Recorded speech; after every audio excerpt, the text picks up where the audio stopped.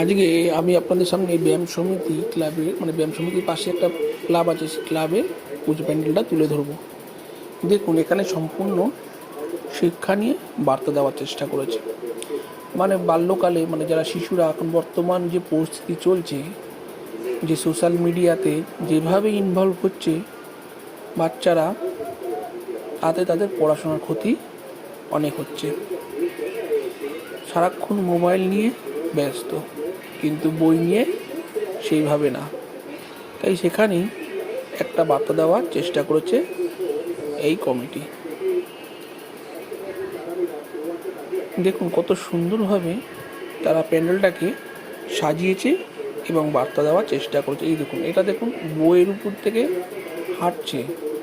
বই হলো আপনার জীবনের সিঁড়ি, আপনার সাফল্যের পথ। আবার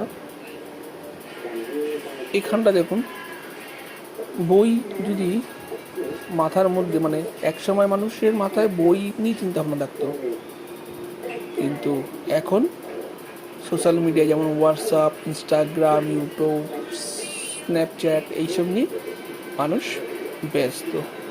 তাই তাদের দুজনের মধ্যে এখন লড়াই হচ্ছে, কে জিতবে সেটাই তুলে ধরার চেষ্টা করছে। এখানে দেখুন আরও একটা বার্তা দেওয়ার চেষ্টা করেছে যে আজকাল সোশ্যাল মিডিয়াতে যে ধরনের স্ক্যাম হচ্ছে, ফ্রড হচ্ছে, সেটাই তুলে ধরার চেষ্টা করা হয়েছে। মানুষের জীবনকে অতিষ্ঠ করে তুলেছে এই সোশ্যাল মিডিয়া। এখানে দেখুন কত সুন্দরভাবে বই দিয়ে সাজানো হয়েছে, আর উপরে বাংলা অক্ষর যেন ওপর থেকে ঝুলিয়ে দেওয়া হয়েছে। এত সুন্দর লাগছে দেখতে, ধারণার বাইরে।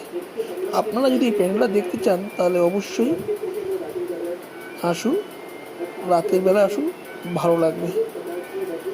রাতের আলোতে আরও সুন্দরভাবে প্যান্ডেলটা ভালো লাগে।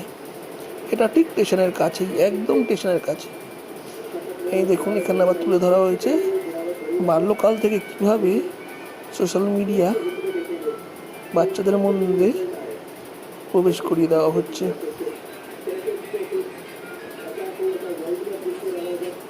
সত্যি একটা সুন্দর বার্তা তুলে দেওয়ার চেষ্টা করেছে।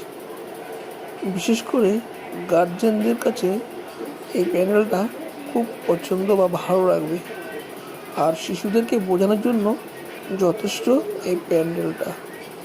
দেখুন, পিএইচডি, এমটেক, বিএসসি সমস্ত কিছু ডিগ্রি যদি পেতে হয় তাহলে এই বইয়ের উপরই